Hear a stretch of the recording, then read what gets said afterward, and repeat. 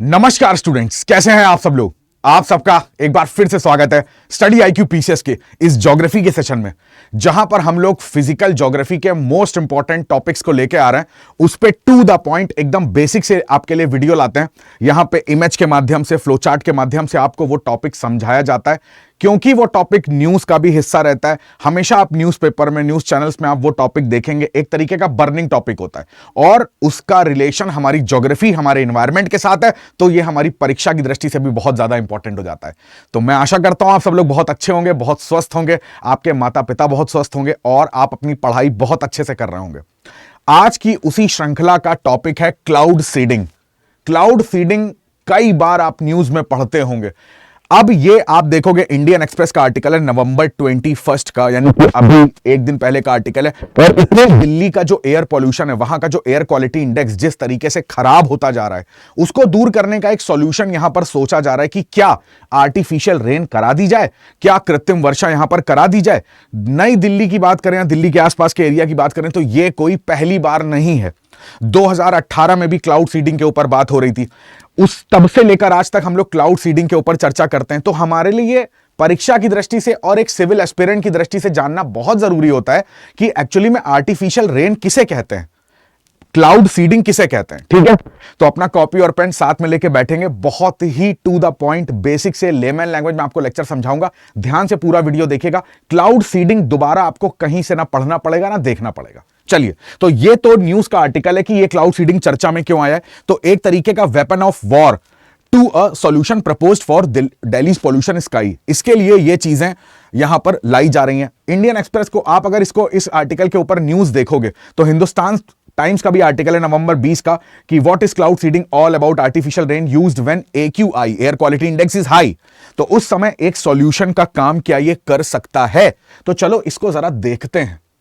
आप देखोगे कि पिछले कुछ दिनों से, है ना, पिछले अगर 10-15 दिनों की बात करो आप, तो दिल्ली में किस तरीके का वाटर जो एयर पॉल्यूशन है वो फैल गया है ना।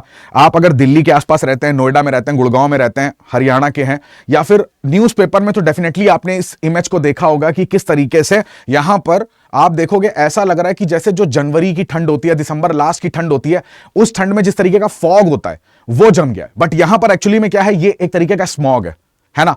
अब इस स्मॉग के चलते यहां पर कई बार स्कूल्स में कई सारे नियम बदले जाते हैं। ग्रैप पॉलिसी जो सरकार लाई थी उसके लेवल होते हैं, लेवल 4 को एक्टिवेट किया गया है। बट यहां पर जो सबसे ज्यादा चर्चा में टर्म आ रहा है वो है क्लाउड सीडिंग। तो सबसे पहले मैं चाहता हूं कि जैसा मैं हर वीडियो में आपको दिखाता हूं कि एक उस टॉपिक का वीडियो आप देखो। जब तक आप उस वीडियो से रिलेट नहीं कर पाएंगे, आपको क्लाउड सीडिंग में जितना थ्योरेटिकली समझा लूं, आप उसको अच्छे से नहीं समझ पाएंगे। अब देख पा रहे होंगे कि आर्टिफिशियल रेन का मतलब होता है कृत्रिम वर्षा। कृत्रिम वर्षा का मतलब है कि किसी जेट के माध्यम से, किसी जनरेटर के माध्यम से, नीचे से या आकाश की तरफ से यहां पर कुछ कणों का डिस्पर्शन करा जाता है हमारे एटमॉस्फेयर में, और वो कण हमारे एटमॉस्फेयर में जाते ही और अचानक से वर्षा हो जाती है। वीडियो में आप देख पा रहे होगे यहां पर दो कणों का नाम बहुत ज्यादा आ रहा है। एक आपका देखोगे आप सिल्वर आयोडाइड के लिए बात हो रही है और दूसरा सिल्वर क्लोराइड के लिए यहां पर बात हो रही है। तो यहां पर जानेंगे इन सब चीजों के बारे में। तो यह वीडियो आपने देख लिया होगा कि किस तरीके से वायुयान के द्वारा, एयरक्राफ्ट के द्वारा इन कणों का छिड़काव हम एटमॉस्फेयर में करते हैं। ठीक है, अब जरा जानते हैं क्लाउड सीडिंग के बारे में। तो क्लाउड सीडिंग को पढ़ने से पहले आपको नॉर्मल पता होना चाहिए कि भैया रेन होती कैसे है। अगर आप किसी चीज का आर्टिफिशियल मॉडल बना रहे हैं, कोई आप आर्टिफिशियल ब्रेन बना रहे हैं, आर्टिफिशियल सेल बना रहे हैं, आर्टिफिशियल कोई जानवर का निर्माण कर रहे हैं, तो उसके लिए पहले आपको जो नेचुरल चीज है उसको फिनोमिना तो पढ़ना पड़ेगा ना। तो बड़े ध्यान से देखिएगा। कई बार मैं इसको बता भी चुका हूं अपनी ज्योग्राफी की क्लास में कि जो वर्षा होती है उसके पीछे का बेसिक फंडामेंटल्स क्या होते हैं। हमको पता है कि अर्थ पर एनर्जी का एकमात्र नेचुरल स्रोत कौन सा है, हमारा सन। ठीक है, तो ये जो सन है, सन से जो हमें रेडिएशन मिलती है, इसी को हम लोग किस नाम से जानते हैं, इंसोलेशन के नाम से, यानी कि सूर्यातप के नाम से। इस सनलाइट के मिलने से हमारा जो ये सरफेस है, ये वही सरफेस है जहां पर बेसिकली हम लोग रहते हैं। तो मैं इसको अगर ऐसे करके बना दूं या इसके ऊपर कुछ पेड़ एड़ बना दूं, कुछ घर बना दूं, तो आप समझ जाएंगे ये हमारा सरफेस है जहां पर हम रह रहे हैं, बेसिकली लिथोस्फीयर का हिस्सा है।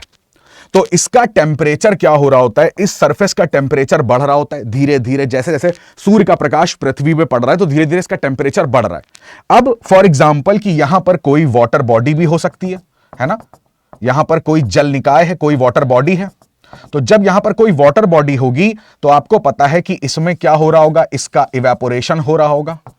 इसमें क्या हो रहा है, इसमें इवेपोरेशन हो रहा है, यानी कि जिसको हम लोग वाष्पीकरण कहते हैं। तो जल का टेम्परेचर जब बढ़ रहा है तो उससे जल जो है वो गैस में कन्वर्ट हो रहा है, और इसी गैस को हम लोग वाटर वेपर कहते हैं, है ना। इसको आप लिक्विड तो नहीं समझते ना।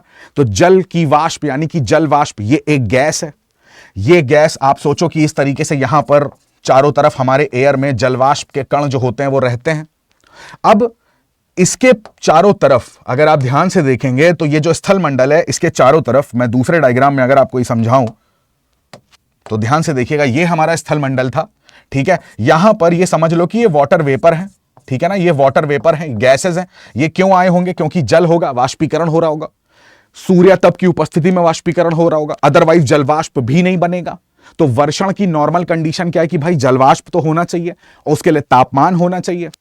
अब यहां पर कोई भी एयर के मॉलिक्यूल्स होंगे, यहां पर जो भी हमारी एयर होती है, जो भी हमारी एयर है, ये हम क्या बना रहे हैं, एयर, ठीक है ना। तो ये जो हमारी एयर है उसके बीच में क्या आ गया, ये जलवाष्प आ गए। एयर यहां पे मैंने कल भी आपको बताया था कि मेथड कौन सा होता है, कंडक्शन का, यानी कि चालन विधि। दो बॉडीज आपस में एक दूसरे के संपर्क में आते हैं, कांटेक्ट में आते हैं तो गर्म हो जाते हैं। From high temperature to low temperature energy का ट्रांसफर होता है।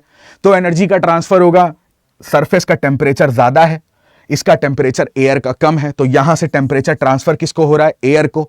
एयर होगी गर्म, गर्म चीजों में होता है एक्सपेंशन। एयर के मॉलिक्यूल्स जाएंगे दूर दूर, इनके बीच में जब जगह क्रिएट होगी तो वाटर वेपर यहां पर आराम से आ सकते हैं। तो ये कंटेन करेगी इस वाटर वेपर को और ये अपलिफ्ट करेगी, हल्की हो जाएगी, ऊपर उठेगी। ऊपर उठ के ये बादलों का निर्माण करेगी, बिकॉज इसका टेम्परेचर होगा डाउन। इसमें होगा कंडेंसेशन, संघनन। कंडेंसेशन के फलस्वरूप यहां पर हमको वर्षा देखने को मिलती है, ठीक बात है। तो ये तो नॉर्मल रेनफॉल का वर्किंग होती है। तो नॉर्मल रेनफॉल को क्या हम आर्टिफिशियल तरीके से करा सकते हैं?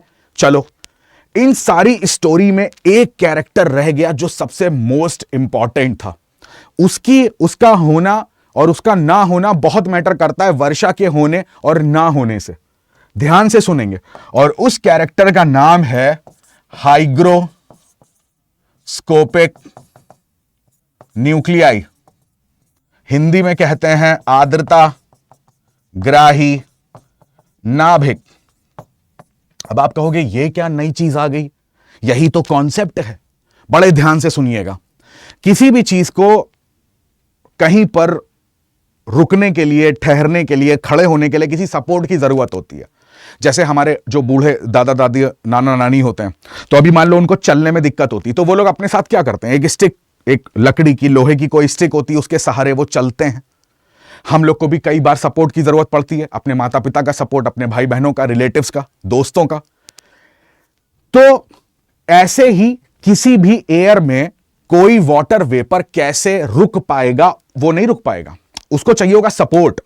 वो किसके ऊपर सपोर्ट लेकर रुकेगा? तो उसको बोलते हैं आर्द्रताग्राही नाभिक। ये क्या करते हैं? बेसिकली ये करते हैं वाटर वेपर को सपोर्ट। ये सपोर्ट देते हैं उनको, ताकि वाटर वेपर एयर के अंदर रुक पाए। बड़े ध्यान से देखिएगा। फॉर एग्जाम्पल कि ये मेरा एक आर्द्रताग्राही नाभिक है, एक हाइग्रोस्कोपिक न्यूक्लियाई है।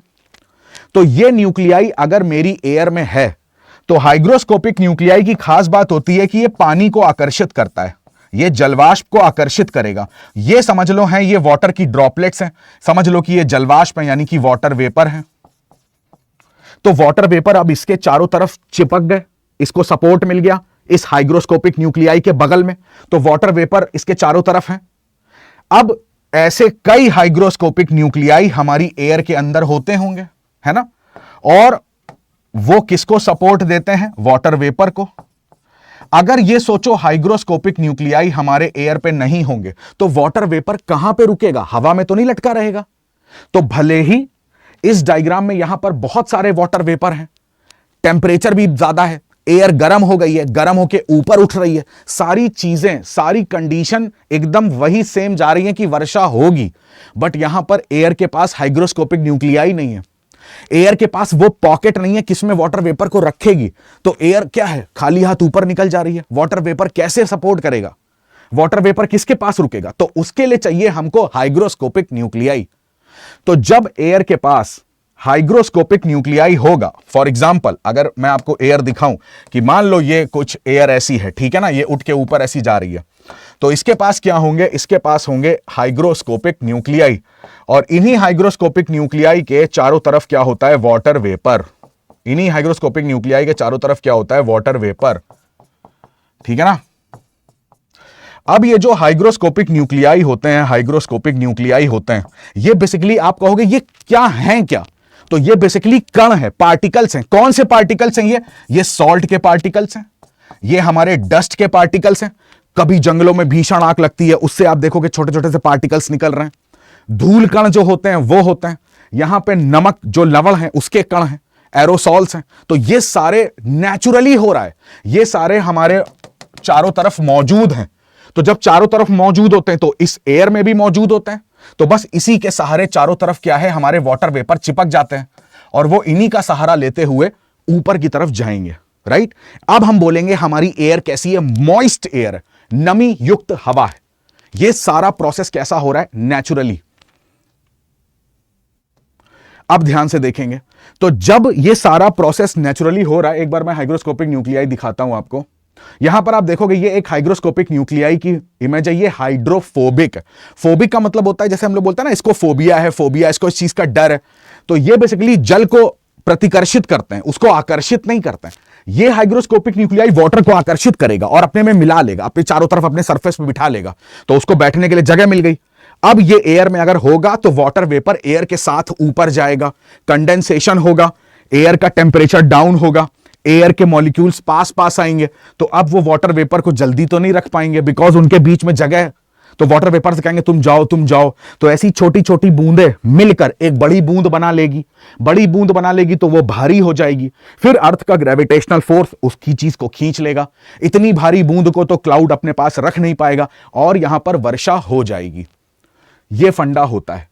बट यहां पर क्या हुआ, कई बार हमने देखा कि जहां पर हमें आर्टिफिशियल रेन करानी है, जहां पर वर्षा नहीं होती है, जहां पर बहुत ज्यादा पॉल्यूशन है, पॉल्यूशन में अगर ऊपर से पानी गिरेगा तो वो पानी अपने साथ जो धूल कण है उनको जमीन पे बिठा देगा। तो हमारे आसपास की एयर में कम से कम PM 2.5, PM 10 इस टाइप के पर्टिकुलेट मैटर आपको देखने को नहीं मिलेंगे। तो डस्ट पार्टिकल्स को वो क्या करता है, अपने साथ दबा देता है। तो यहां पर ऐसे केसेस में, पॉल्यूशन के केसेस में भी हम आर्टिफिशियल रेन कराकर और पॉल्यूशन को खत्म कर सकते हैं। मतलब फॉर टाइम बीइंग हम उसको हटा सकते हैं वहां से। जहां पर रेन नहीं होती वहां पर हम इसको करा सकते हैं। आपने यूएई का एग्जांपल देखा। तो अब आर्टिफिशियल रेन में हम क्या कराते हैं, आर्टिफिशियल रेन में हम यही हाइग्रोस्कोपिक न्यूक्लियाई जो है वो इस तरीके से प्लेन के सहारे या किसी जेट के सहारे हम उसका कराते हैं अपने वायुमंडल में, अपने बादलों में छिड़काव। किसका कराते हैं छिड़काव, हाइग्रोस्कोपिक न्यूक्लियाई का, हाइग्रोस्कोपिक न्यूक्लियाई का आर्टिफिशियल तरीके से हम छिड़काव कराते हैं। हो सकता है कि उस पर्टिकुलर रीजन में इतने डस्ट पार्टिकल ना हो, उस पर्टिकुलर रीजन में इतने सॉल्ट पार्टिकल्स ना हो जो जलवाष्प को कैरी कर पाए। तो वैसे करवा के और हम क्या करेंगे, अब इसको कंडेंसेशन का प्रोसेस होगा, अब यहां पर रेनफॉल होगी। तो यहां पर जो हाइग्रोस्कोपिक न्यूक्लियाई यूज करते हैं तो मोस्ट इंपॉर्टेंट क्या है, सिल्वर आयोडाइड और यहां पर ड्राई आइस। एक नाम और याद रखिएगा, liquid propane, liquid propane, right. तो ये भी है। सॉल्ट में हम देखेंगे सोडियम क्लोराइड को भी हम इस्तेमाल करते हैं। तो ये कुछ इंपॉर्टेंट नाम है जो आपसे प्रीलिम्स में पूछे जा सकते हैं। तो हम क्या करते हैं, बेसिकली सिल्वर आयोडाइड को एक प्लेन के सहारे, ठीक है, एटमॉस्फेयर में हम इनका कराते हैं छिड़काव। अब वहां पर हाइग्रोस्कोपिक न्यूक्लियाई पार्टिकल्स हो गए, जलवाष्प को सपोर्ट मिल गया, अब जलवाष्प कंडेंस होकर रेनफॉल कर सकता है। तो ठीक है, इस चीज को ध्यान में रखना है। यह पूरा होता है क्लाउड सीडिंग। सीडिंग का मतलब क्या होता है यार, बीज डालने की प्रक्रिया, उसको सीडिंग बोल रहे हैं। तो यहां पर बीज से संबंध किससे है, हाइग्रोस्कोपिक न्यूक्लियाई से, ठीक है, इससे। इसको हम आर्टिफिशियली अपने एटमॉस्फेयर में क्या करा रहे हैं, एंटर करा रहे हैं। अब अगर यहां पर देखोगे एग्जाम में जो सबसे टफेस्ट क्वेश्चन आपसे पूछ दिया गया वो क्या पूछेगा कि भाई इनमें से आपको टाइप पूछ सकता है। तो यहां पर बहुत सिंपल है, हाइग्रोस्कोपिक क्लाउड सीडिंग की जब बात करेगा तो यहां पर किसके बारे में पूछ रहा है, देखोगे आप यूजिंग यहां पर सॉल्ट को डिप्रेस कराते हैं स्प्रेड, ठीक है। यहां पे मैं शॉर्ट में लिख रहा हूं। तो हाइग्रोस्कोपिक की बात करेंगे तो सॉल्ट्स को कराएगा। स्टैटिक की बात करेंगे तो जैसे मैंने आपको बताया सिल्वर आयोडाइड, इसको स्प्रेड कराना है। जब डायनेमिक की बात करते हैं ना, तो डायनेमिक का होता है बूस्ट वर्टिकल एयर करंट, मतलब नीचे से जो हवाएं हैं ना उनको पुश करा के, उनको कैसे भी करके किसी रॉकेट के माध्यम से, लॉन्चर के माध्यम से ना उनको पुश कराया जाएगा कि वो अपलिफ्ट हो जाए। अब नीचे मान लो ग्राउंड पे कहीं पे सॉल्ट पार्टिकल्स है, डस्ट पार्टिकल्स है, तो वो हमारे एटमॉस्फेयर में एंटर करेंगे, तो हम इनको फोर्सफुली एयर को, नीचे जो एयर है उसको हम पुश कराने की कोशिश करेंगे एटमॉस्फेयर में। इसको इतना रिलायबल नहीं माना जाता है ना, जबकि ये दोनों ठीक ठाक हैं, रिलायबल माने जाते हैं। तो हाइग्रोस्कोपिक क्लाउड सीडिंग और स्टैटिक क्लाउड सीडिंग आपको समझ में आया। हाइग्रोस्कोपिक का मतलब है सॉल्ट और स्टैटिक क्लाउड सीडिंग का मतलब है यहां पर सिल्वर आयोडाइड। ठीक है, अब ये आपके सामने एक क्वेश्चन है कि क्लाउड सीडिंग के संदर्भ में आपके पास दो स्टेटमेंट है, आपको बताना है कि कौन से स्टेटमेंट सही है। Cloud seeding also known as artificial rain is a weather modification technique. Weather modification technique है ये क्लाइमेट को मॉडिफाई नहीं करती है मेरे भाई, ये किसको मॉडिफाई कर रही है, पर्टिकुलर उस जगह के मौसम को। आप मौसम में परिवर्तन कर रहे हैं। जलवायु तो एक बहुत बड़ा टर्म हो जाता है ना, एक लॉन्ग टर्म हो जाता है, लॉन्ग टाइम का, तो आप उसको मॉडिफाई नहीं कर रहे हैं ना, हम कर सकते हैं। तो हम छोटे समय के लिए किसी मॉडर्न मौसम में मॉडिफिकेशन कर रहे हैं। Introducing substance into clouds to stimulate rainfall, और as the artificial rainfall seeding agents like silver iodide, dry ice और सॉल्ट विल ऑल्सो फॉल। और ये जो चीजें होती हैं इनको कंसिडर करा जाता है टॉक्सिक एलिमेंट की तरह। तो बताइएगा दोनों स्टेटमेंट सही हैं कि गलत। तो एक बार आपको वापस से वो वीडियो दिखाता हूं जिससे कि आपको पता चलेगी क्लाउड सीडिंग कहते किसको है। ठीक है, तो हम बेसिकली हाइग्रोस्कोपिक न्यूक्लियाई को आर्टिफिशियल तरीके से अपने एटमॉस्फेयर में एंटर कराते हैं। तो यहां पर उसमें यूज किसका कर रहे हैं, सिल्वर आयोडाइड का, ठीक है ना, सॉल्ट्स का, यहां पर जो लिक्विड प्रोपेन है उसका, इन सब चीजों का इस्तेमाल करके हम वहां पर हाइग्रोस्कोपिक न्यूक्लियाई को वहां मतलब जो हमारा क्लाउड है उसमें इंसर्ट कराने की कोशिश करते हैं, ताकि वो वाटर वेपर को अपने पास कंसिडर कर सके, उसको एक सपोर्ट दे सके। तो मेरी तरफ से इतना ही। मैं आशा करता हूं और उम्मीद करता हूं कि आपको ये सारी चीजें समझ में आई होंगी। नॉर्मल रेनफॉल कैसे होती है इसी का कॉपी पेस्ट करना है, हाइग्रोस्कोपिक न्यूक्लियाई को इंसर्ट कराना, that is called cloud seeding, that is also called artificial rain, कृत्रिम वर्षा। कमेंट करके जरूर बताइएगा, उस क्वेश्चन का आंसर कमेंट करिएगा। बताइए कि आज का वीडियो कैसा लगा, आज का टॉपिक कैसा लगा, आपको कितनी चीजें समझ में आई इसमें से। मैं दोबारा एक और टॉपिक लेके आपके सामने यहां पर रहूंगा। इस चैनल को सब्सक्राइब नहीं कराए तो लाइक शेयर सब्सक्राइब करिए। जो भी आपके दोस्त सिविल परीक्षा की तैयारी करते हैं उसमें उनके साथ ये वीडियो को शेयर करिए, तो वो भी क्लाउड सीडिंग का जो बेसिक कॉन्सेप्ट है वो सीख जाएंगे। इसके साथ एक प्लस पॉइंट ये भी है कि यहां पर इसमें प्रीलिम्स और मेंस दोनों में प्रश्न बनने के चांसेस हैं। तो ये आपका प्रीलिम्स और मेंस दोनों की ज्योग्राफी में इंपॉर्टेंट टॉपिक हो जाता है। ठीक है, और आपको ये भी पता होना चाहिए कि स्टडी आईक्यू की तरफ से यूपी, बिहार, हरियाणा, इन सब के लिए सेपरेट चैनल लॉन्च कर दिया गया है, तो इनको सब्सक्राइब जरूर करें। ठीक है, चलिए आप सभी का बहुत बहुत धन्यवाद। जय हिंद।